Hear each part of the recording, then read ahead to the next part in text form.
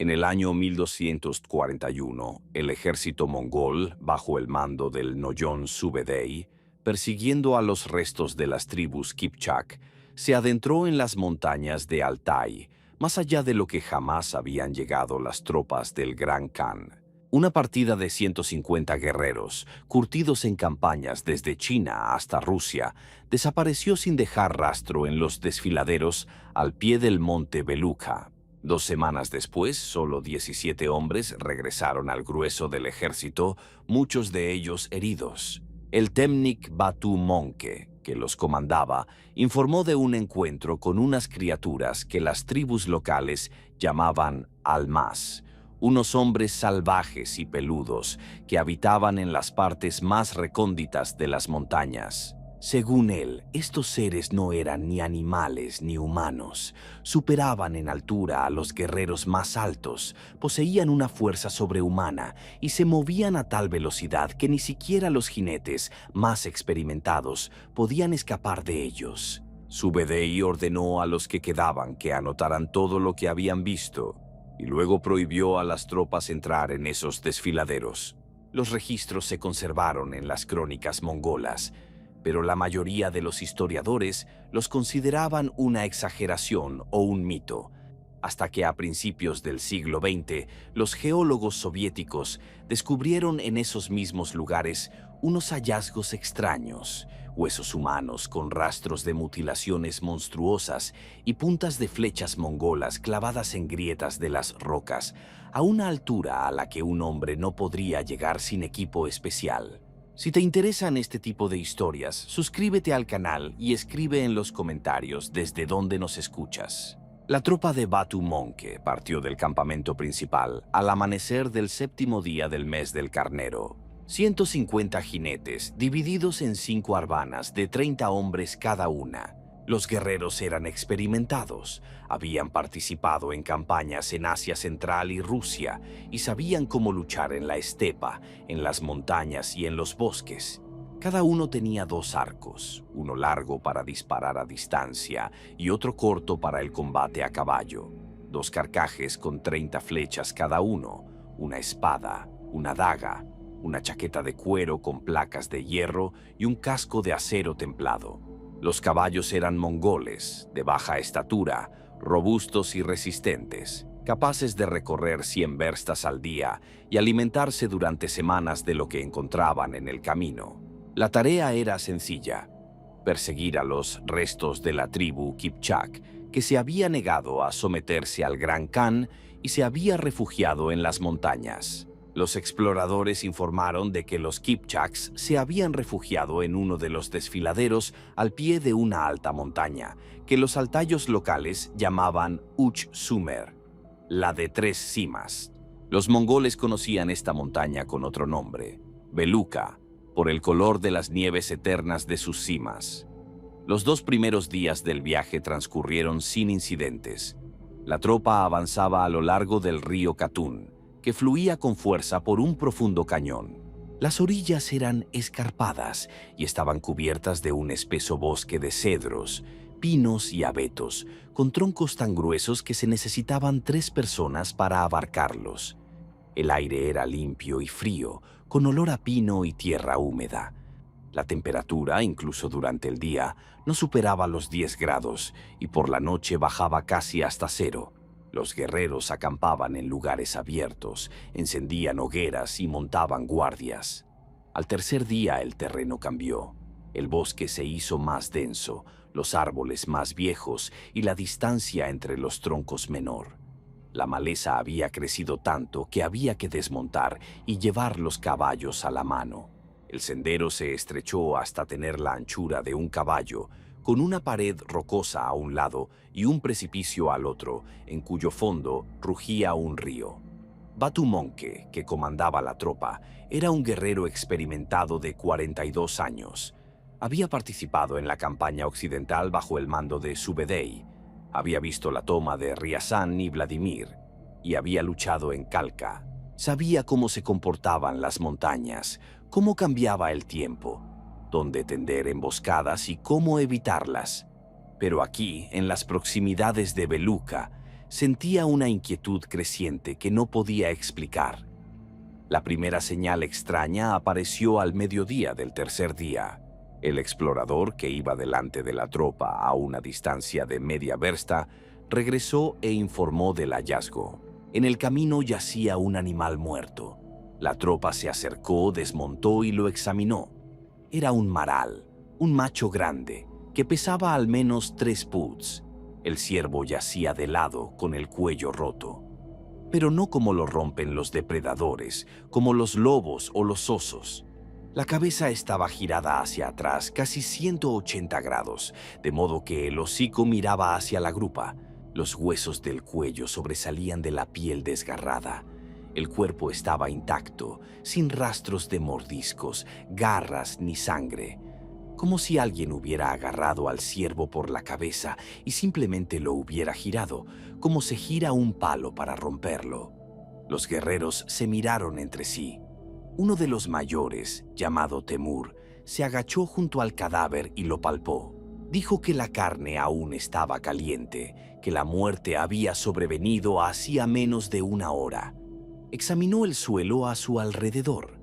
No había huellas de pezuñas de ciervo, como si lo hubieran traído allí y lo hubieran abandonado. Pero había otras huellas, huellas en la tierra blanda al borde del camino, huellas de pies, muy grandes, de casi 1 codo de largo y del ancho de 1 palma. 5 dedos como los de un humano, pero más anchos y gruesos. El talón estaba profundamente hundido en la tierra, la punta menos, como de alguien que camina con cuidado, a hurtadillas. La distancia entre las huellas era de unos 2 metros, un paso más largo que el de una persona alta. Temur dijo que eran huellas de un oso que caminaba sobre sus patas traseras. Los demás estuvieron de acuerdo. En estas montañas había osos, grandes y peligrosos, pero normalmente no atacaban a las personas si no se les provocaba. Batumonque ordenó dejar el cadáver y seguir adelante, pero mandó estar alerta y tener los arcos preparados. Al atardecer, la tropa se adentró en el desfiladero. Las paredes del cañón se elevaban a ambos lados casi verticalmente, con una altura de más de 100 varas. En la parte superior se veían las cimas nevadas, teñidas de rojo por la puesta de sol. Abajo, en el fondo del desfiladero, ya estaba oscuro, frío y húmedo. El aire era pesado, con olor a madera podrida y musgo. Encontraron un lugar relativamente amplio donde acampar. Un pequeño claro junto a un arroyo que bajaba de la roca. Los guerreros desmontaron y comenzaron a acomodarse. Encendieron 3 grandes hogueras, desencillaron los caballos y colocaron guardias alrededor del perímetro. Prepararon una comida sencilla. Cocinaron carne seca en calderos, comieron tortas de harina de cebada y bebieron té con sal y grasa. La noche llegó rápidamente. La oscuridad en el desfiladero era casi absoluta. Las estrellas no se veían debido a las altas paredes. Solo las luces de las hogueras iluminaban el campamento, proyectando largas sombras sobre las rocas.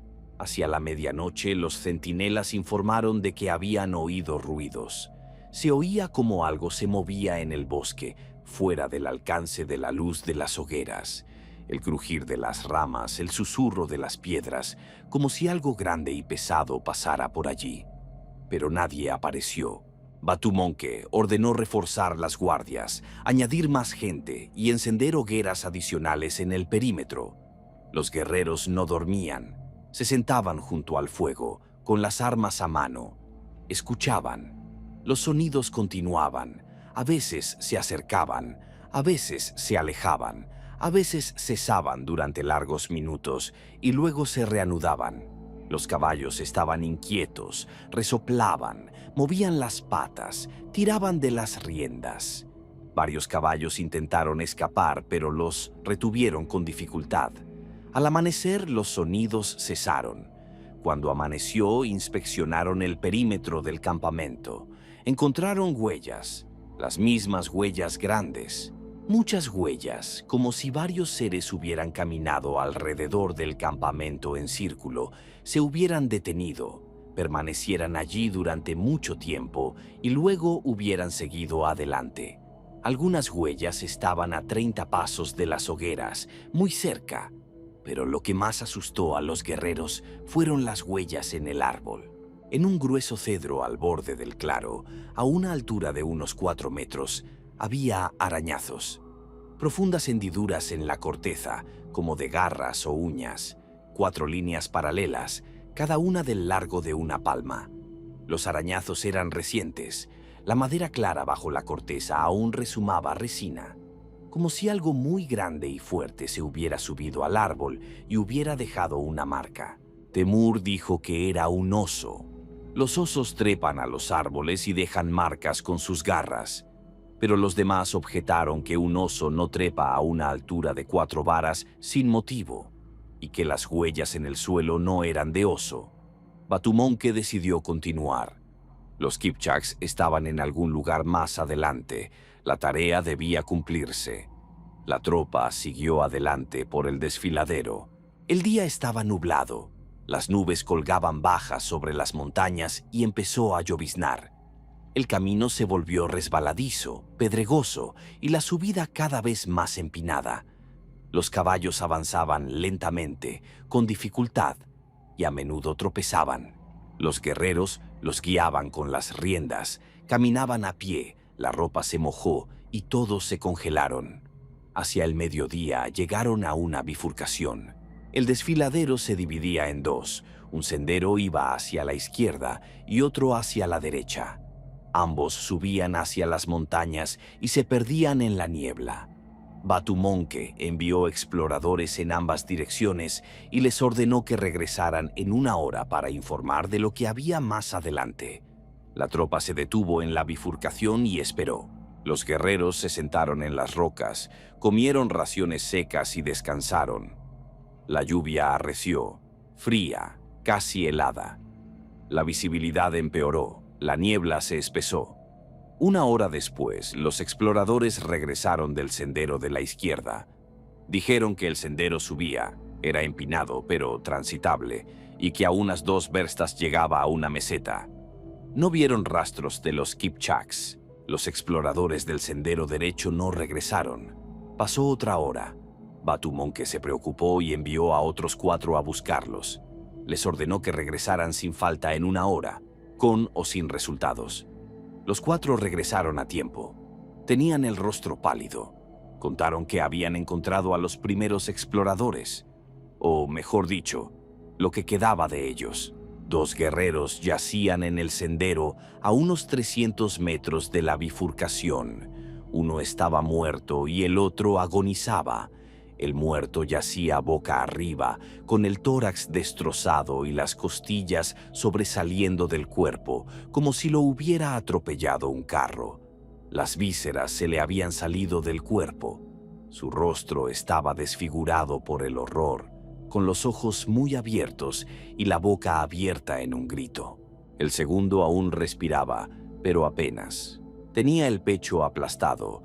Respiraba con dificultad y le salía sangre por la boca. Intentó decir algo, pero sus palabras eran ininteligibles. Murió pocos minutos después de que lo encontraran. Los caballos de los exploradores habían desaparecido. Las armas yacían en el suelo. Los arcos rotos, las flechas esparcidas, las sables dobladas. Como si alguien muy fuerte hubiera cogido las armas y las hubiera retorcido y roto con sus propias manos. Y de nuevo las huellas. Las mismas huellas grandes, muchas huellas, desordenadas. Como si hubiera habido una pelea. Pero había pocas huellas de sangre, teniendo en cuenta la naturaleza de las heridas. Como si hubieran arrastrado a los heridos a un lado y luego los hubieran devuelto al camino. Batumonke estaba conmocionado. La pérdida de 2 guerreros era grave, pero aún más grave era la naturaleza de los asesinatos. No se trataba de una emboscada de los Kipchaks, ni del ataque de un animal salvaje. Era algo diferente. Reunió a los comandantes de los arbanos y discutieron la situación. Las opiniones estaban divididas. Algunos decían que había que volver e informar a Subedey de que en esas montañas había un peligro que no podían evaluar. Otros decían que había que continuar, que los guerreros del Gran Khan no retrocedían ante un enemigo desconocido, que podía tratarse de una artimaña de los Kipchaks para intimidarlos. Batu Monke tomó la decisión de continuar, pero cambiando de táctica. La tropa iría por el sendero de la izquierda, el que estaba comprobado y era seguro. Darían un rodeo por el desfiladero de la derecha. Avanzarían en grupo compacto, sin exploradores por delante, todos juntos. Subimos por el sendero de la izquierda. La subida era empinada y nos llevó el resto del día. Al atardecer llegamos a la meseta, un espacio amplio y relativamente llano entre las montañas, cubierto de hierba baja y arbustos dispersos. A unos 1000 metros sobre el nivel del mar, el aire era escaso y costaba respirar. A un lado de la meseta se elevaba la cordillera de Beluca, cubierta de nieve y hielo, con la cima oculta entre las nubes. A los demás lados había montañas más bajas y laderas boscosas. Montaron el campamento en la meseta, en un lugar abierto, para que nadie pudiera acercarse sin ser visto. Encendieron una gran hoguera, colocaron centinelas en todo el perímetro y duplicaron su número. Los caballos se mantuvieron en el centro del campamento, atados y bajo vigilancia. La noche era fría y ventosa. La temperatura bajó por debajo de cero y empezó a nevar. Los guerreros se abrigaban con pieles de oveja, sentados alrededor de la hoguera, sin dormir. Todos estaban tensos, esperando el ataque. El ataque comenzó alrededor de la medianoche. Primero oyeron un sonido, un aullido prolongado y fuerte, nada parecido al aullido de un lobo o al grito de un animal. El sonido provenía de todas partes al mismo tiempo, como si los hubieran rodeado. Luego vieron movimiento en el borde de la luz de la hoguera. Eran figuras altas, corpulentas, que se movían sobre dos piernas. Medían alrededor de 3 metros, quizá más. Tenían hombros anchos y brazos largos que les llegaban casi hasta las rodillas. Sus cuerpos estaban cubiertos de pelo largo y oscuro que colgaba en jirones. Las cabezas eran grandes, alargadas, con arcos superciliares prominentes. Los rostros eran planos, con narices anchas y bocas grandes. Los ojos brillaban en la oscuridad con un color rojo, como los de los lobos cuando les da la luz. Había muchos seres. Los guerreros contaron al menos 20, quizá más. Estaban de pie en círculo, rodeando el campamento, a una distancia de unos 50 pasos. No se acercaban, simplemente se quedaban allí, mirando. A veces se movían de un lado a otro, cambiando el peso de un pie al otro. Emitían sonidos, gruñidos, jadeos, algo parecido al habla, pero no humana, gutural, grave. Batu Monke ordenó disparar. Los arqueros tensaron sus arcos y lanzaron flechas. Algunas de las criaturas fueron alcanzadas. Las flechas se clavaron en sus cuerpos, pero casi no tuvieron efecto. Las criaturas se retorcían, arrancaban las flechas, las tiraban al suelo y seguían en pie. Solo una cayó, aparentemente porque la flecha le había dado en un punto vital, pero las demás no retrocedieron. En cambio, comenzaron a avanzar. Lentamente, paso a paso, pero de forma inexorable. El círculo se estrechaba. Los guerreros continuaron disparando, pero las flechas se agotaron rápidamente. Algunas criaturas tenían clavadas una decena de flechas, pero seguían avanzando. Cuando la distancia se redujo a 20 pasos, las criaturas aceleraron. Corrieron sobre 2 patas, pero tan rápido como cabalgan los caballos. Irrumpieron en el campamento. Comenzó la matanza. Las criaturas no usaban armas, solo sus manos, dientes y garras. Agarraban a los guerreros, los rompían, los destrozaban. Uno de ellos agarró a un guerrero por los hombros, lo levantó por encima de su cabeza y lo partió por la mitad, como si fuera una rama seca. Otro derribó a 3 de un solo golpe con la mano y luego los pisoteó. El tercero se aferró con los dientes al cuello de un caballo. Le mordió la garganta y el caballo cayó al suelo, desangrándose. Los guerreros luchaban desesperadamente, cortaban con sables, pinchaban con lanzas, acuchillaban con dagas. Consiguieron herir a algunas criaturas, algunas se retiraron, pero las demás continuaron. Con los sables se les podía cortar un brazo, una pierna, infligirles heridas profundas, pero era casi imposible matarlas. Las criaturas eran increíblemente resistentes. Batumonke gritaba órdenes: retroceder hacia los caballos, montar, abrirse paso. Parte de los guerreros lograron montar a caballo, rompieron el cerco y se alejaron galopando. Los demás murieron. Algunos fueron asesinados al instante, otros resultaron tan gravemente heridos que no podían moverse. Los dejaron atrás. 17 jinetes escaparon de la trampa y cabalgaron por la meseta en la oscuridad, sin distinguir el camino, simplemente lejos del campamento, de las criaturas, del horror. Los caballos galopaban, tropezaban, caían. 2 guerreros cayeron junto con sus caballos, se rompieron las piernas y se quedaron en el lugar. Los demás continuaron cabalgando. Los perseguían. Batumonke miró atrás y vio cómo las criaturas corrían tras ellos, sobre 2 patas, corriendo rápido, casi tan rápido como los caballos. No se quedaban atrás, no se acercaban, mantenían la distancia, los perseguían. La persecución duró varias horas. Cabalgaron toda la noche por las montañas, bajaron de la meseta y encontraron un sendero que conducía hacia abajo. Los caballos estaban agotados, con espuma en los labios y jadeando. Otros 2 se quedaron atrás, sus caballos cayeron. Los guerreros intentaron huir a pie. Las criaturas los alcanzaron y los mataron. Solo al amanecer cesó la persecución. Las criaturas se detuvieron en el límite del bosque, no siguieron adelante. Se quedaron allí, mirando hacia atrás, luego dieron media vuelta y regresaron a las montañas. Los 15 guerreros que habían sobrevivido continuaron cabalgando. No se detuvieron hasta que vieron el campamento principal, las yurtas y los estandartes. Solo entonces redujeron la velocidad, desmontaron y cayeron al suelo agotados. Batumonke informó a Subedei de todo. Le contó sobre las criaturas de las montañas, cómo mataban, cómo perseguían. Subedei escuchaba con el rostro impasible, sin emociones. Preguntó a Batumonke si estaba seguro de que no se trataba de Kipchaks vestidos con pieles que intentaban intimidarlos.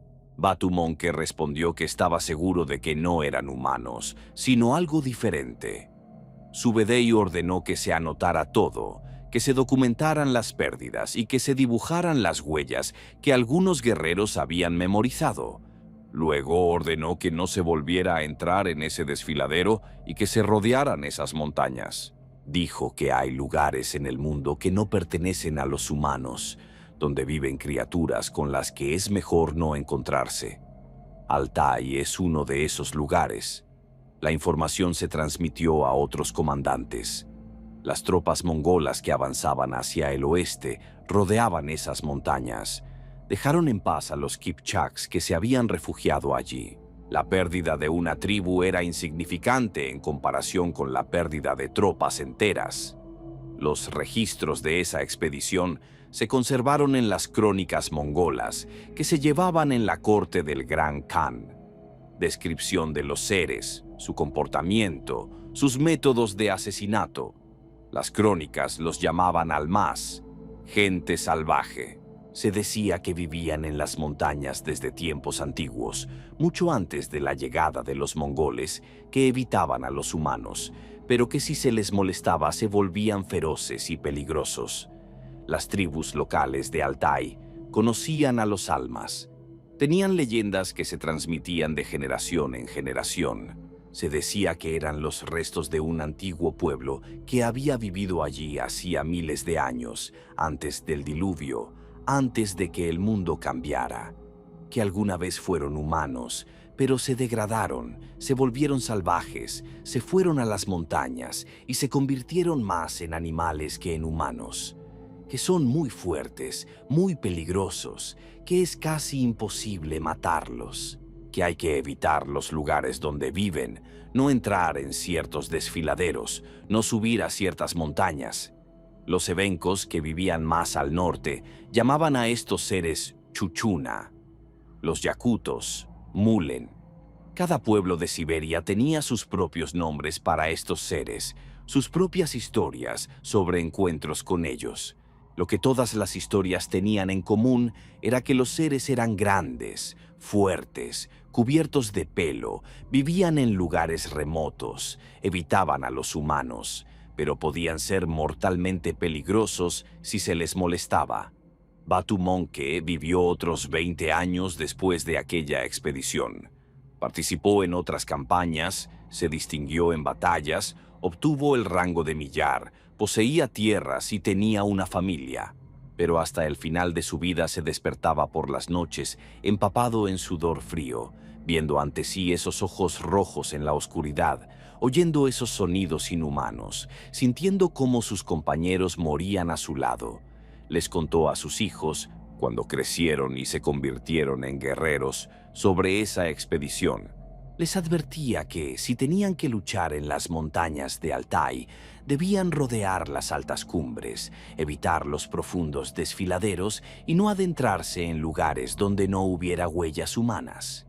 Les decía que el mundo era más grande y extraño de lo que parecía, que en él había seres que los humanos habían olvidado o nunca habían conocido. De los 15 guerreros que regresaron de aquella expedición, la mayoría murió en los años siguientes en otras batallas. Solo 3 llegaron a la vejez. Los 3, independientemente unos de otros, contaban la misma historia: el encuentro con los diamantes, la masacre en la meseta, la persecución a través de las montañas. Los detalles coincidían, lo que demostraba su veracidad.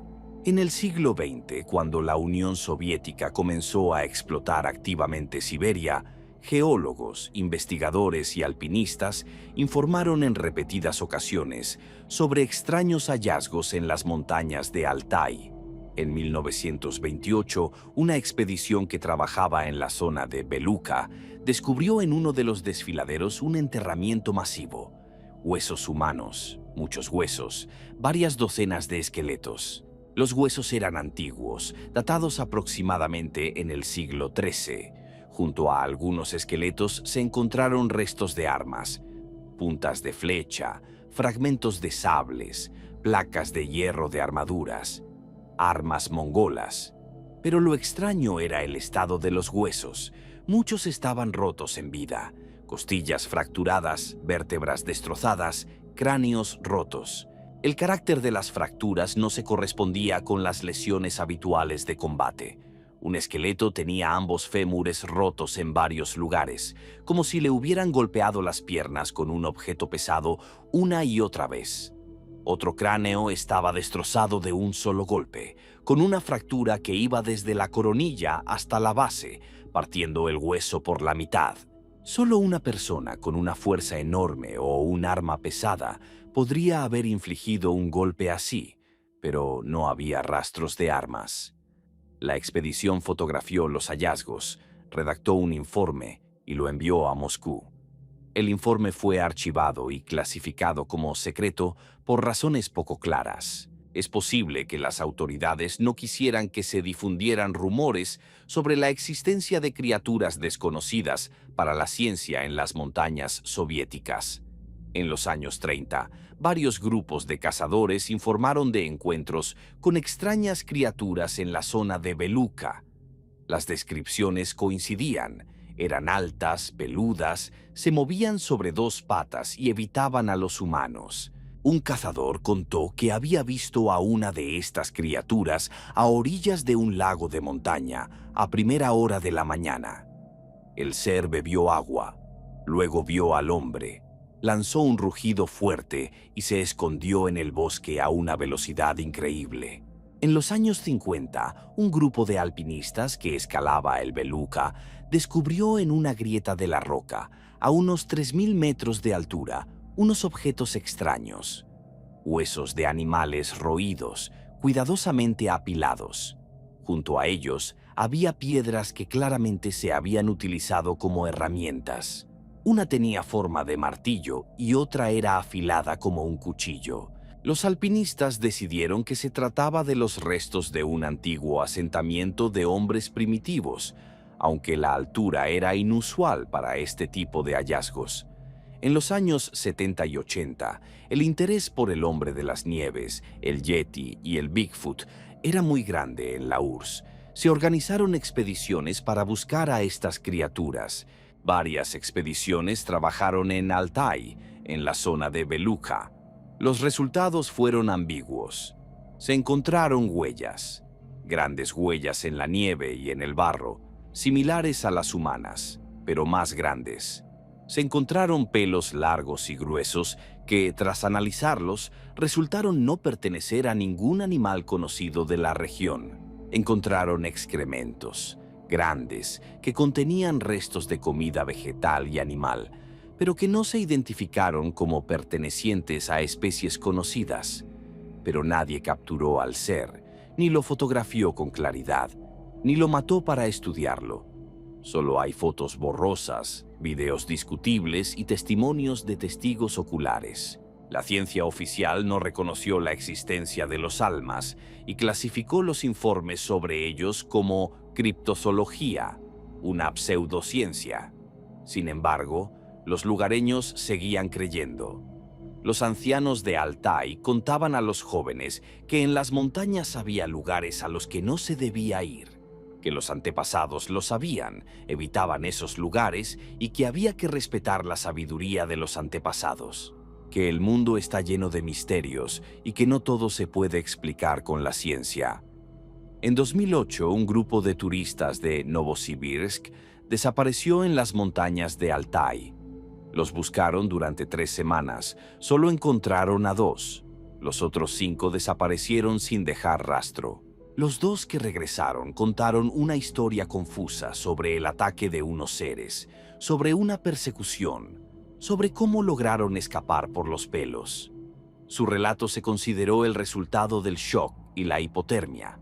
La versión oficial es que el grupo se vio envuelto en una avalancha. La mayoría murió y 2 se salvaron. Pero los rescatistas que trabajaban en el lugar decían otra cosa entre ellos. Decían que habían encontrado huellas extrañas, que las tiendas de campaña de los turistas estaban destrozadas desde dentro hacia afuera, que las cosas estaban esparcidas como si la gente hubiera huido presa del pánico, que una de las mochilas la encontraron en un árbol, a 4 metros de altura, como si la hubieran lanzado allí, que en la nieve había huellas que no parecían ni de oso ni de humano. Otro misterio del Altai, otra historia que se cuenta alrededor de las hogueras, a la que nadie cree, que es imposible de verificar. Las crónicas mongolas del siglo XIII, que describen la expedición de Batu Monke, se conservan en los archivos de Ulan Bator. El acceso a ellas es limitado y solo unos pocos científicos las estudian. La mayoría de los historiadores consideran que las descripciones de los diamantes son míticas, simbólicas, no literales.